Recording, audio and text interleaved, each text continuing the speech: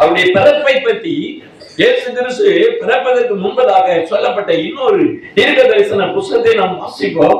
ஏசாயா 9:7 வாசிங்க. பாருங்க, தாவீதின் சிங்காசனத்தை அவருடைய ராஜ்யத்தையும் திடப்படுத்தி அதை இது முதல் கொண்டு என்றென்றைக்கும் நியாயத்தினால் நீதியினால் நிலைப்படுத்தும்படிக்கு அவருடைய கர்த்தத்துவம் பெருக்கத்துக்கும் அதன் சமாதானத்துக்கும் முடிவில்லை. கர்த்தருடைய வைராக்கியம் இருந்துச்சு. இனிமே உலகத்துக்கு வரப்போகிறது. பாருங்க, முதலாவது என்ன ராஜ்யம் இருந்தது? பாபிலோன் சாம்ராஜ்யம். இரண்டாவது என்ன இருந்தது? மீதிய பெர்சியர்கள் சாம்ராஜ்யம் இருந்தது. மூன்றாவது கிரேக்க சாம்ராஜ்யம் இருந்தது. நான்காவது ரோம சாம்ராஜ்யம் இருந்தது. இனி வரப்போகிறது இயேசப்பாவுடைய சாம்ராஜ்யம். அல்லேலூயா. இந்த ராஜ்யம் இந்த பூமிக்கு உலகத்திற்கு வரப்போகிறது என்பதை சொல்லுங்கள். இயேசு வருகிறது மாத்திரமல்ல, இந்த உலகத்திற்கு மீண்டும் அவர் வரப்போகிற தேவன், அவருடைய ராஜ்யம் உருவாக போகிறது. அப்புறம் எலெக்ஷன் கமிஷன்லாம் இருக்காது. கலெக்ஷன் கமிஷன், மோசடி கமிஷன் எது இருக்காது. லஞ்சம் வாங்கிட்டு தீர்ப்பு கொடுக்கக்கூடிய நீதிபதிகள் இருக்க மாட்டாங்க. இந்த உலகத்தில் இருக்கக்கூடிய அநியாயங்கள், அக்கிரமங்கள் எதுவுமே இருக்காது. இயேசு கிறிஸ்துவின் ராஜ்யம் இந்த பூமிக்கு வரப்போகிறது என்கிறது இந்த இடத்திலே சொல்லப்பட்டிருக்கிறதை நாம் பார்க்கிறோம். அதை உறுதிப்படுத்துகிற வசனங்களை நாம் பார்க்கப்படுவது லூக்காவுடைய புத்தகம். அது நிறைவேறுதலை நாம் பார்க்க முடிகிறது. லூக்கா 1:32 வாசிங்க. அவர் பெரியவராயிருப்பார், உன்னதமானுடைய குமாரன் என்னப்படுவார். கர்த்தராகிய தேவன் அவருடைய பிதாவாகிய தாவீதின் சிங்காசனத்தை அவர் கொடுப்பார். அவர் யாக்கோபின் குடும்பத்தார் என்றென்றைக்கும் அரசாளுவார். அவருடைய ராஜ்யத்துக்கு முடிவில்லை. அப்ப என்ன அர்த்தம்? இனிமே இயேசு கிறிஸ்துவினுடைய ராஜ்யம் உலகத்துக்கு வந்ததுன்னா அதுக்கு முடிவே கிடையாது. அப்புறம் எலெக்ஷன் கிடையாது. அப்புறம் எந்த கட்சியும் இருக்காது. எந்த அரசியல்வாதியும் இருக்க மாட்டாங்க. ஐயா ஆண்டவர் கூட இருப்பாரு. நீங்க எல்லாம் ஆண்டவர் கூட இருப்பீங்க. ஆண்டவருடைய ராஜ்யத்துல நம்ம ஆண்டவரோட கூட என்ன செய்வான்? சந்தோஷமா இருப்பான். அங்க பிரார்த்தனம் பண்றவன், பித்ராட்டம் பண்றவன், ஏமாத்துறவன், எல்லாம் அந்த லஞ்சம் வாங்கிட்டு போறவன், எல்லாம் கொள்ளையடிக்கிறவங்க, அந்த அரசியல்வாதி எவருமே இருக்க மாட்டான். இயேசு கிறிஸ்துவினுடைய ராஜ்யம் வரப்போகிறது. ஆண்டவருடைய ராஜ்யம் முடிவில்லாத ராஜ்யம் வரப்போகிறது. அதுக்கப்புறம் இந்த உலகத்துல இருக்கக்கூடிய எல்லா ராஜ்யங்களும் போயிடும். உலகத்துல எல்லா தேசத்தினுடைய அதிபதி போயிருவாங்க. உலக ராஜ்யத்தில் இருக்கக்கூடிய தலைவர்கள் போயிருவாங்க. எல்லா ராணுவ தலைவர்கள் போயிருவாங்க. ஜனாதிபதி போயிருவாங்க. எல்லாரும் காலி ஆயிடுவாங்க. ஒருத்தம் கூட இருக்க மாட்டான். ஆண்டவரா இயேசு கிறிஸ்துவினுடைய ராஜ்யத்திலே நீங்கள் ஆண்டவருடைய ராஜ்யத்திலே இருக்கிறீர்கள். அல்லேலூயா. ஆண்டவர் விதமாக சொல்லுகிறார், அவருடைய ராஜ்யம் வருகிறது. எப்பதான் என்னப்பட்ட பெத்லகேமே, நீ யூதாவில் ஆயிரங்களுக்குள்ளே சிறியதா இருந்தும் இஸ்ரவேலை ஆளப்போகிற உன்னிடத்திலிருந்து புறப்பட்டு. அப்ப அவருடைய புறப்பாடு எங்கே இருக்கிறது? பெத்லகேமிலே புறப்படுவார், பெத்லகேமிலே பிறப்பார் என்று சொல்லி இயேசு பிறப்பதற்கு முன்பதாக எப்போ மீகாவுடைய தீர்க்க தரிசன காலத்துல, அதாவது கிமு 6வது 7வது நூற்றாண்டுகளிலே தீர்க்கதரிசிகள் சொல்லிட்டாங்க. 8வது நூற்றாண்டில் ஏசாயா சொல்லிட்டாரு. இவங்க காலகட்டத்திலே அந்த 600 ஆண்டுகளுக்கு முன்பதாக சொல்லப்பட்ட வார்த்தை பெத்லகேமிலே இயேசு பிறப்பாரு. யாராவது சொல்லிருப்பா? யாராவது சொல்ல முடியுமா? இயேசு பிறப்ப யாராவது சொல்ல முடியுங்களா? ஆண்டவருடைய தீர்க்க தரிசனம், அவருடைய புறப்பாடு எப்போ அப்படின்னு கேட்டீங்கன்னா, அநாதி காலத்துல உலகம் தோன்றல, பூமி உண்டாகல, சூரியன் கிடையாது, நட்சத்திரம் கிடையாது, இந்த பூமி மக்கள் யாருமே கிடையாது. அப்பவே இயேசு கிறிஸ்துடைய புறப்பாடு, இயேசு கிறிஸ்து பெத்லகேம் என்கிற ஊர்ல பிறப்பார் என்று சொல்லி உலக தோற்றத்துக்கு முன்னாடி அநாதியான காலம், தேவ தூதர்களே கிடையாது. ஆண்டவர் தனிமையில இருக்கிற நாட்களிலே ஆண்டவர் சொன்ன அந்த வார்த்தை, அவர் உரைத்த வார்த்தை, தீர்க்கதரிசி மூலமாக எழுதப்பட்ட வார்த்தை, அநாதி காலத்திலே இயேசு இப்படியாக பூமியில மனிதனாக அவதரிப்பார் என்று சொல்லப்பட்டிருக்கிறது. முதல்ல உலகத்துல என்ன மக்கள் குடியுரிமை, மக்கள் குடிமதிப்பு எழுதப்பட்டது உலகத்துல எப்ப அப்படின்னா, இயேசு கிறிஸ்து பிறந்த காலகட்டத்தில்தான் உலகத்துல குடிமதிப்பு முதல்ல எழுதப்பட்டது. உலகம் முழுவதும் ஒரு ராஜ்யம் இருந்தது, ரோமருடைய சாம்ராஜ்யம். அந்த காலகட்டங்களில் இந்தியாவும் ரோமனுடைய சாம்ராஜ்யத்துக்கு உட்பட்டதுதான். அன்னைக்குதான் ஒவ்வொருத்தருடைய குடிமதிப்பு எழுதப்பட்டது. யார் யார் எந்த வம்சம் எந்தெந்த ஊரு அவங்க பூர்வீக என்ன என்பது அன்னைக்கு எழுதப்பட்டது. திட்டமாக அது எழுதப்பட்டது என்பதை பார்க்கிறோம். அந்த காலகட்டத்திலே அந்த குடிமதிப்பு எழுதுவதற்காக அவர்கள் பூர்வீக இடத்துக்கு வரணும், சொந்த ஊருக்கு வரணும். வம்ச வழிகள் எங்கே அவர்கள் தாய் தாப்பன்மார்கள் முற்பிதாக்கள் எங்கே இருந்தார்களோ அந்த ஊருக்கு வர வேண்டும். நாசரேத்திலிருந்து யூதேயா நாட்டில் உள்ள பெத்லெகேம் என்னும் தாவீதின் ஊருக்கு போறோம். புரியுதுங்களா? அப்ப இயேசு பிறப்பு ஆண்டவர் சொன்ன தீர்க்க தரிசனம் உலக தோற்றத்துக்கு முன்பதாக அநாதி காலத்திலே சொல்லப்பட்ட.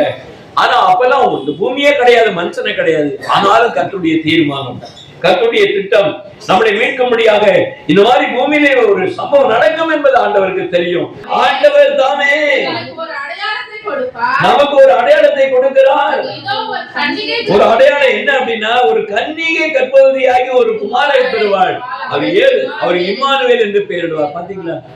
இயேசு பிறப்பதற்கு முன்னாடி 800 ஆண்டுகளுக்கு முன்பதாகவே ஏசாயா எழுதி இருக்கிறாரு, ஒரு கன்னிகை தான் குழந்தை பெறுவார் அப்படின்னு சொல்லி. அதே மாதிரி மரியாள் என்கிற கன்னிகை ஒரு குழந்தையை பெற்றெடுத்தான். அது வரைக்கும் யோசேப்பு அவளை தொடல, அவளை தள்ளிவிட மனதா இருந்தான். தேவனுடைய தூதன் வந்து சொன்னான், நீ ஐயப்படாதே, அவளிடத்திலே வயிற்றிலே உருவாகி இருக்கிற அந்த கர்ப்பமானது பரிசுத்த ஆவியினாலே உண்டாயிருக்கிறதப்பா, நீ அதை தள்ளி விடாதே என்று சொல்லப்பட்டது. தேவனுடைய வார்த்தையை சொல்லப்பட்ட பிறகு அவன் அதை சேர்த்துக் கொண்டான் என்று நாம் பார்க்கிறோம். கர்த்தருக்கு ஸ்தோத்திரம் உண்டாதாக. ஒரு கன்னிகை கர்ப்பவதியாகி தீர்க்க தரிசனத்தில் எழுதப்பட்டது யாவும் நிறைவேற வேண்டியிருக்கு என்று அவனுக்கு யோசேப்புக்கு உரைக்கப்பட்ட பிறகு, நீதான் அந்த வம்சம், உன்னுடைய வம்சத்தில் தான் இயேசு பிறக்கிறார். அவன் அப்படியே அமைதல் ஆயிட்டான். இம்மானுவேல் பேரிடுவார்கள் என்று சொன்னான். பாத்தீங்களா? அப்போ இம்மானுவேல் என்றால் ஆண்டவர் நம்மோட இருக்கிறார், நமக்குள்ள இருக்கிறார், நம்மோட இருக்கிறார். இந்த வார்த்தையை நீங்க கவனிச்சு பாருங்க. ஏசாயா என்னைக்கு சொன்னாரு, என்னைக்கு நிறைவேறுது பாத்தீங்களா? அவ்விதமாக ஆண்டவருடைய பிறப்பு முன் தீர்மானிக்கப்பட்டது, உரைக்கப்பட்டது, தீர்க்க தரிசனம் நிறைவேறுகிறது. இதைத்தான் ஆண்டவர் உலகத்துல அநேகர்கள் இந்த தீர்க்க தரிசனத்தை நீங்க சொன்னாதான் விசுவாசிப்பாங்க, அப்பதான் ஏற்றுக்கொள்வாங்க. உலகத்திலே எல்லா ஜாதிகளும் என்ன செய்வாங்க, புறஜாதிகளிடத்திலே பிரசங்கிக்கப்பட்டார், உலகத்திலே விசுவாசிக்கப்பட்டார். உலகத்துல எல்லாருக்கும் விசுவாசம் வரணும்னா தீர்க்க தரிசனம் தெரிஞ்சாதான் விசுவாசிப்பாங்க. நீங்க உங்களுக்கே தெரியலன்னா 4 பேருக்கு எப்படி சொல்லுவீங்க? எப்படி மற்றவர்கள் விசுவாசிப்பார்கள்? சங்கீத புத்தகம் 2வது 7வது வசனத்தை வாசிங்க. தீர்மானம் என்ன தீர்மானம்? உலகத்திலே தீர்மானிக்கப்பட்ட கர்த்தருடைய தீர்மானத்தின்படி உரைக்கப்பட்ட தீர்க்க தரிசனம். கர்த்தர் என்ன நோக்கி, நீ என்னுடைய குமாரன் இன்று நான் உம்மை ஜெனிப்பித்தேன் என்று சொல்லப்பட்டிருக்கிறது. சங்கீத புத்தகம். சங்கீதம் எப்ப அப்படின்னு பாத்தீங்கன்னா, இயேசு பிறப்பதற்கு முன்னாடி 950 ஆண்டுகள், கிட்டத்தட்ட 1000 ஆண்டுகளுக்கு 3000 ஆண்டுகளுக்கு முன்பதாக தாவீது சொல்லுகிறார். என்ன சொல்லுகிறார் என்றால், இயேசு கிறிஸ்து மேசியா பிறப்பார் என்கிற ஒரு நற்செய்தி இது தாவீது மூலமாய் அன்றைக்கே வெளிப்பட்டது என்பதை நாம் பார்க்கிறோம். ஆண்டவர் பூமியிலே மனுஷகுமாரனாக ஜெனிப்பிக்கப்பட்டார் என்கிற ஒரு வார்த்தை, தாவீதுடைய வம்சத்திலே பிறப்பார் என்கிற ஒரு வார்த்தை தாவீது உரைக்கப்பட்ட சங்கீத புத்தகத்திலே சொல்லப்பட்ட பிரகாரமாக. ஆனா ஜெனிப்பித்தேன் என்கிற ஒரு வார்த்தை எப்ப உருவாகுது தெரியுமா? அந்த ஜெனிப்பித்தேன் என்கிற ஒரு வார்த்தை இங்கேதான் உருவாகிறது.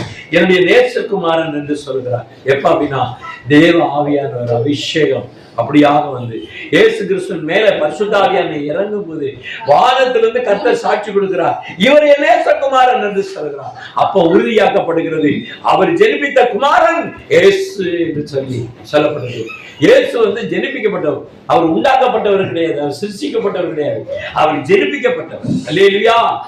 நிறைய பேருக்கு இருக்க மாதிரி பேசுவாங்க, அவர் உண்டாக்கப்பட்டாங்க, பைத்தியங்க, அவங்களுக்கு உண்மை தெரியாது. அவர் தேவன், ஆதியில வார்த்தை இருந்தது, அந்த வார்த்தை தேவன், அந்த வார்த்தை தேவனா இருந்தது, அந்த வார்த்தை தான் ஆண்டவர். அந்த வார்த்தை மாமிசத்திலே வெளிப்பட்டது, மாமிசமாக யாவருக்குள்ள என்ன பண்ணாரு, வெளிப்பட்டு காணப்பட்டார் என்றுதான் வசனம். ஆதியிலே வார்த்தை, ஆண்டவர் வார்த்தையாக இருந்தவர், அவர்தான் இந்த இயேசு கிறிஸ்து. அதான் லோகோஸ் என்று சொல்லுவார்கள். லோகோஸ் என்கிற வார்த்தை வார்த்தை என்று சொல்லப்பட்ட, கடவுளுடைய வார்த்தை என்று சொல்லப்பட்டிருக்கிறது. கர்த்தருடைய நாமத்துக்கு ஸ்தோத்திரம். இவர்தான் அந்த நேசகுமாரன். அந்த வார்த்தை என்னாச்சு அப்படின்னா, அந்த வார்த்தை மாமிசத்திலே வெளிப்பட்டார் என்றெல்லாம் பார்க்கிறோம். அவர் மனுஷனாக ஜெனித்தார், நம்மை மீட்கும்படியாக வந்தார். ஆனாலும் பூமியில ஜனங்களால் என்னென்ன நடந்தது, என்னென்ன சம்பவம் நடந்தது பார்த்தா ஏசாயா புத்தகம் 53வது அத்தியாயம் 3வது வசனத்தை வாசிங்க. பாத்தீங்களா? கடைசியில் என்னாச்சு அப்படின்னா, ஜெனிபிக்கப்பட்ட அந்த தேவகுமாரன் தேவ மைந்தன் பூமியில வந்த போது அவர் அசட்டை பண்ணப்பட்டார். ஜனங்கள் எல்லாரும் என்ன பண்ணாங்க? அவரை அசட்டை பண்ணினார்கள், அவரை ஏற்றுக்கொள்ளவில்லை, அவரை தள்ளி விட்டார்கள் என்று நாம் பார்க்கிறோம். அந்த ஜனங்கள் என்ன பண்ணார்கள் என்று பார்க்கப்படும் போது அவர்கள் அவரை அசட்டை பண்ண, அவரை கண்டுக்கவே இல்லை, அவரை ஏற்றுக்கொள்ளவில்லை என்பதை பார்க்கிறோம். அதுக்கப்புறம் மனுஷரால் புறக்கணிக்கப்பட்டார் என்று நாம் பார்க்கிறோம். துக்கம் நிறைந்தவராக இருந்தார், பாடு அனுபவித்தார். அவரை விட்டு நம்முடைய முகங்களை மறைத்துக் கொண்டோம். கூட இருந்தவங்க எல்லாரும் ஓடிட்டாங்க. அவர் பெரிய அற்புதங்கள் அடையாளம் பண்ணும்போது கூட்டம் நிறைய இருந்தது, மலப்பிரசங்கம் பண்ணும்போது கூட்டம் நிறைய இருந்தது, தாவீதின் குமாரனே ஓசன்னா என்று வரவேற்பு பயங்கரமா இருந்தது. ஆனாலும் கூட ஒரு சிலுவையில் அடிக்கப்படுகிற நேரம் வரும்போது ஜனங்கள் எல்லாம் ஓடி போய்விட்டார்கள், எல்லாம் அசட்டை பண்ணினார்கள், அவரை விட்டு விட்டு ஓடி விட்டார்கள் என்பதை நாம் பார்க்கிறோம். இதுதான் அந்த உலகத்துல நடக்கும் என்று அன்றைக்கு ஏசாயா சொல்லி இருந்தாரு. அது நடந்ததா இல்லைங்களா? நடந்ததா இல்லையா? நடந்தது என்று நாம் பார்க்கிறோம். யோவானுடைய சுவிசேஷ பகுதியிலே 1வது அத்தியாயம் 11 சொல்லப்படும் போது அவர் தமக்கு சொந்தமான அந்த இஸ்ரவேல் ஜனங்களுக்கு மத்தியிலே யூத வம்சத்திலே தாவீது கோத்திரத்திலே அவர் வந்தாலும் கூட என்ன நடந்தது என்று பார்க்கப்படும் போது அவருக்கு சொந்தமானவர்கள் இயேசு கிறிஸ்துவை ஏற்றுக்கொண்டவர்கள் 5% யூதர்கள் மட்டும்தான் ஏற்றுக்கொண்டாங்க. 95% ஏற்றுக்கொள்ளல. நல்லா தெரிந்து கொள்ளுங்க, சொந்தமான ஜனமோ ஏற்றுக்கொள்ளவில்லை, யூதர்கள் புறக்கணித்தார்கள் என்று நாம் பார்க்கிறோம். இவ்விதமாக வேதம் சொல்லுகிறது. தீர்க்க தரிசனம் சொல்லுது நிறைவேறுகிறது. தீர்க்க தரிசனம் நிறைவேறத்தான் வந்தேன் என்று சொல்லுகிறார், நிறைவேற்றத்தான் வந்திருக்கிறேன் என்று சொன்னார். யூதாஸ் என்ன பண்ணா? ஆண்டவருடைய கூட இருந்தான். ஆண்டவர் அங்க வந்த காணிக்கையெல்லாம் சுமந்து கொண்டிருந்தான். பணப்பை அவனன் கூட நம்பி அவரிடத்திலே ஒப்படைத்தார்கள். அப்படிப்பட்டவன் என்ன பண்ணா அப்படின்னா, கால் விளக்கும் போது ராப்பஜனம் பண்ணும் போது காலத்துக்கு காலெல்லாம் கழுவுனாரு, எல்லாம் பண்ணாரு, அப்பத்தையும் கொடுத்தாரு. கொடுத்தவன் தான் என்ன பண்ணா அப்படின்னா இயேசுவை காட்டி கொடுத்தாரு. எப்ப சொல்லப்பட்டிருக்கு பார்த்தீங்களா? சங்கீத புஸ்தகம் இயேசு பிறப்பதற்கு முன்பதாக 950 ஆண்டுகளுக்கு முன்பதாகவே எழுதப்பட்டிருக்கிற வார்த்தை, இவ்விதமான மனுஷன் காட்டி கொடுப்பான் என்று வேதத்திலே சொல்லப்பட்டிருக்கிறது, நிறைவேறிவிட்டது என்பதாக நாம் பார்க்கிறோம். மத்தேயுடைய புத்தகம் 26வது அத்தியாயம் 50வது வசனத்தை வாசிங்கள். இயேசு அவனை நோக்கி சிநேகிதனே, என்னத்திற்காக வந்திருக்கிறாய்? அப்பொழுது வந்து கை போட்டு அவரை பிடித்தார். யாரு காட்டி கொடுத்தா? ஆண்டவரோடு கூட இருந்த. இன்னைக்கு நீங்க கூட இருக்கிற நிறைய பேர் நண்பர்கள் நினைச்சுக்கிட்டு நண்பர்களை வச்சிருக்கீங்க, நாளைக்கு அவங்களாலதான் சீரழிய போறீங்க. இயேசு கிறிஸ்துவுக்கு நடந்த கதை தான் உங்களுக்கு நடக்கும். யார அதிகமா நேசிக்கிறீங்களோ அவங்களால நீங்க கஷ்டப்பட போறீங்க, மாட்ட போறீங்க. ஜாக்கிரதையா இருங்க. அதனால நண்பர்களை நம்பாதீங்க. இயேசுவானவரே சொல்லிட்டாரு, இப்படியாக என் கூட இருந்தா, என் பணப்பைய சுமந்தான், என் கூடவே இருந்தா, ராப்போஜனத்துக்கு வரைக்கும் வந்துட்டான், கால் கழுவுனது, அப்பம் பண்ணது எல்லாமே ஆண்டவர் சொல்லுகிறார். அவன் தான் காட்டி கொடுத்தான் அப்படின்னாரு. அவனையும் அப்பவும் சிநேகிதன்றாரு. அப்ப எதுக்காப்பா வந்த அப்படின்னாரு. காட்டி கொடுக்கத்தானே வந்த அப்படின்னு சொல்லி ஆண்டவர் கர்த்தர் தெளிவாக சொல்லுகிறார். இந்த சம்பவம் நடக்கும் என்று ஆண்டவருக்கு தெரியும். இது தீர்க்க தரிசனம். எடுத்து வாசிங்க. ஜெகரியாவுடைய புத்தகத்துல 12வது அத்தியாயம் 10வது வசனத்தை வாசிங்க. நான் தாவீதின் குடும்பத்தாரின் மேலும் எருசலேமின் குடிகள் மேலும் கிருபையின் ஆவியை விண்ணப்பத்தின் ஆவியை ஊற்றுவேன். இந்த காலம் காணுங்க, நீங்க ஆண்டவருடைய பிள்ளையாக, தேவனுடைய பிள்ளைகளாக, தாவீதின் வம்சமாக, கர்த்தருக்கு சொந்தமான ஆபிரகாமின் பிள்ளைகளாக இருந்தா இந்த கடைசி காலத்துல உங்க மேல கிருபையின் ஆவியை ஊத்துவாரு. விண்ணப்பத்தின் ஆவி இருக்கும். நீங்க ஜெபம் பண்ணுவீங்க. ஜெபத்தை என்ன பண்ணுவீங்க? விடவே மாட்டீங்க. காலையில சாயந்தரம் மாலையில 3 வேளை நல்லா ஜெபம் பண்ணுவீங்க. கிருபையின் ஆவி உங்கள்கிட்ட இருக்கும்போது எல்லா காரியத்தையும் செய்வீங்க. கர்த்தர் உங்களை அபிஷேகத்திருக்கிறாரு. நீங்க சொல்றதெல்லாம் நடக்கும். நீங்க ஆசீர்வதிக்கிற பிள்ளைகளை ஆசீர்வாதமா இருப்பாங்க. எல்லா கிருபை கிருபையும் ஆண்டவர் உங்களுக்கு கொடுத்திருக்கிறாரு. கடைசி காலத்துல ஆண்டவர் யார் யாரு இருக்காங்களோ, கடைசி ஆண்டவருடைய வருகையில அப்படி ஆவி ஊட்டப்படும் போது அன்னைக்கு தெரியும். எல்லாரும் என்ன பண்ணுவாங்க அப்படின்னா, தேவனுடைய சமூகத்துல அந்த கிருபை ஆவி விண்ணப்பை கதறி அழுது ஜெபம் பண்ணுவாங்க. ஜெபத்தினால நிரம்புவாங்க, கண்ணீர் விடுவாங்க. காரணம் என்னன்னு கேட்டீங்கன்னா, அந்த கிருபை ஆவி, அந்த விண்ணப்பத்தின் ஆவி அவங்க மேல இறங்கி இருக்குன்னு அர்த்தம். இன்னைக்கு எந்த திருச்சபையில இறங்குதோ, கிருபை ஆவி, விண்ணப்பத்தின் ஆவி இருக்குதோ, அங்க ஜெபம் நிரம்பி இருக்கும், அங்க அன்பு நிறைந்திருக்கும், ஆசீர்வாதம் நிரம்பி இருக்கும், கர்த்தருடைய வரங்கள் நிரம்பி இருக்கும். அந்த ரெண்டு ஆவி, அந்த ஆவியை ஊட்டப்படலன்னா அங்க ஒண்ணுமே இருக்காது. மத்தேயுடைய புத்தகம் 27ஆம் அத்தியாயம் 23ஆவது வசனம். தேசாதிபதியோ ஏன் என்ன பொல்லாப்பு செய்தான் என்றால் அதற்கு அவர்கள் அவனை சிலுவையில் அறைய வேண்டும் என்று அதிகமாய் கூக்குரலிட்டு சொன்னார்கள். அவர் என்ன அநியாயம் பண்ணல, எந்த தப்பு பண்ணான்னு கேட்டா பதிலே இல்ல, சிலுவையில் அடிங்கன்னாங்க. அவர் குற்றமற்றவர் என்று சொல்லி அன்றைக்கு சொல்லப்பட்டது. அவருடைய வாயில வஞ்சனை இல்லை, அவர் பாவம் செய்யப்படாதவர். பாவம் அவர் என்ன பண்ணார் அப்படின்னா, நம்மளுடைய ஏசாயால சொல்லப்பட்ட பிரகாரமாக நம்மளுடைய பாவங்கள் எல்லாம் அவர் சுமந்து கொண்டார். நம்மளுடைய மீறுதல் எல்லாத்தையும் அவர் சுமந்து கொண்டார். நமக்கு வர சாபங்கள் எல்லாம் அவர் சுமந்து கொண்டார். நமக்காக அவர் பாதிக்கப்பட்டார், தண்டிக்கப்பட்டார். அவர் எந்த குற்றமும் செய்யவில்லை என்று அன்றைக்கு தீர்ப்பு எழுதப்பட்டது. அப்படியாக தீர்க்க தரிசனத்தின் வழியாக அந்த நாட்களிலே அது சொல்லப்பட்டது நிறைவேறிச்சு என்பதாக நாம் பார்க்கிறோம். நீங்க அதை பார்த்துக் கொள்ளுங்க. இன்னும் அது மாதிரி நிறைய இருக்கு. அப்போ இயேசு கிறிஸ்துவே அதாவது எப்படி விசுவாசிப்பாங்கன்னா, தீர்க்க தரிசனத்தை அறிகிற மூலமாக விசுவாசிப்பார்கள். கர்த்தருடைய வார்த்தையை சொல்லுங்கள், கர்த்தர் உங்களை ஆசீர்வதிப்பாராக. ஆமென். அல்லேலூயா, அல்லேலூயா.